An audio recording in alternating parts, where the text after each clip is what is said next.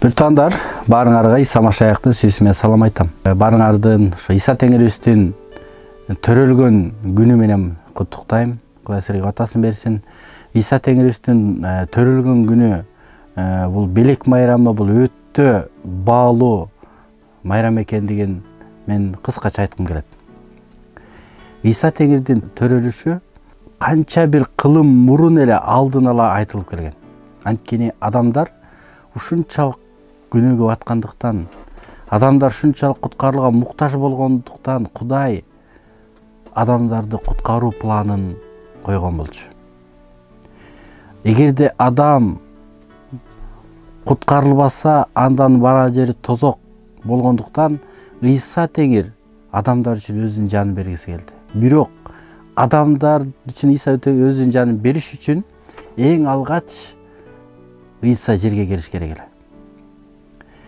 Бирок ошол Исанын жерге келип, кыз Мариямдан төрөлүп, биз үчүн айкашкан жагышта өлүп, үчүнчү күнү тирилиш үчүн алдын ала көптөгөн пайгамбарлар аркылуу пайгамбарчылык кылып келинген болчу. Эң башында эле Муса пайгамбардын китебинде ал Адам ата менен Ооне Кудай алдында күнөө кетиргенде Кудай келип туруп Оонеге айткан болчу: сен күнөө кетирдиң, бирок сенин тукумуң жылаандын башын тебелейт деген болчу. Бул пайгамбарчылык Иса Теңир жөнүндө. Келечекте Иса келет, ал келип шайтанды жеңе тургандыгы жөнүндө алдын ала айтылган пайгамбарчылык болчу. Бирок бир эле ал гана эмес, көптөгөн пайгамбарлар айтылган.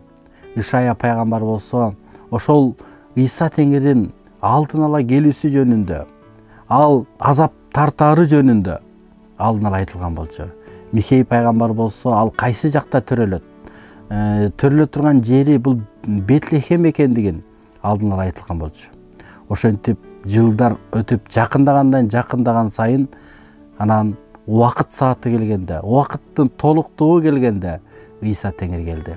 Ошондо биз билебиз, Жебрейил периштени Кудай жиберип, ал кыз Мариямга кабар айткан болчу. Ошондо кыз Мариямга жолукканда, ал коркуп кеткендиктен, ал Кудайга бул кандайча болот? Мен эркек көрө элек кызмын дегенде, кыз Мариямга Жебрейил периште айткан эле: бул Кудайдын рухунун негизинде болот. Сен ыйык рухтан уул төрөйсүң. Анын ысымын Иса коесуң. Сен анын атын Эммануил коесуң. Ал Кудай биз менен деп которулат. Ошол ыйык жазууда Матайдын жакшы кабары 1-бөлүм 21-аятта ошол Жебрейил периште келет дагы, ал Жусуп, анын күйөөсү Жусупка ал мындай деп айтат: ал уул төрөйт, анын ысымын Иса деп койгон, анткени ал өз элин күнөөлөрүнөн куткарат. Иса Теңирдин төрөлүшү бул өтө маанилүү майрам. Анткени Иса Теңир максаттуу түрдө адамдардын жанын куткарыш үчүн, адамдардын жанын күнөөдөн куткарыш үчүн төрөлгөн болчу. Бирок ошол төрөлүүсү алдын ала болгондуктан, ал ошол пайгамбарчылыктардын аткарылгандыгын биз ыйык жазуудан көрөбүз. Ошондо кыз Мариям Жебрейил периштеге: ал мен макулмун, Кудайдын сөзү кандай десе мен ошого макулмун деп ал макул болчу. Ошондо Кудай ушунчалык жүрөгү кубанган Мариямга: сен бактылуусуң, сен аялдардын ичинен баталуусуң деген болчу. Бирок кыз Мариям үчүн ушул Кудайдын тапшырмасын аткаруу бул өтө кыйын болду. Бирок канчалык кыйын болсо дагы, ал ошол Кудайдын ишин аткарганга ал макул болгон эле. Ошол макул болгондуктан, ошол Кудай өзүнүн ишин өзү ишке ашырды. Иса Теңир кыз Мариямдан төрөлдү. Ал хан сарайда эмес, мал акырга бөлөндү. Ал ушунчалык өзүн басынтып келди. Ал өзүнүн таксын таштады. Анан бизди ушунчалык сүйгөндүктөн ал мал акырда төрөлдү. Ага керек болсо, ал мейманканада орун табылган жок. Ал үчүн мал акыр бешик болду. Ал ошол жерде төрөлдү. Ошондо ага койчулар келди.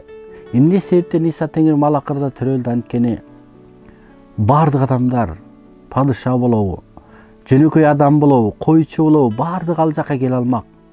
Анткени Иса Теңир адамдар бардыга келе алыш үчүн ошол Малакырда төрөлгөндүгү бул белги. Демек Иса Теңирдин төрөлүшү ул аябай баалуу. Иса Теңир адамдар үчүн, адамдардын жыргалчылыгы үчүн, адамдардын тынчтыгы үчүн жерге келген эле. Ал өзүнүн тактысында, ал өзүнүн патшачылыгында ага жакшы болчу. Бирок бизге болгон сүйүүсүнүн негизинде ал жерге келди. Ал жерге келгенге мажбур болгон жок.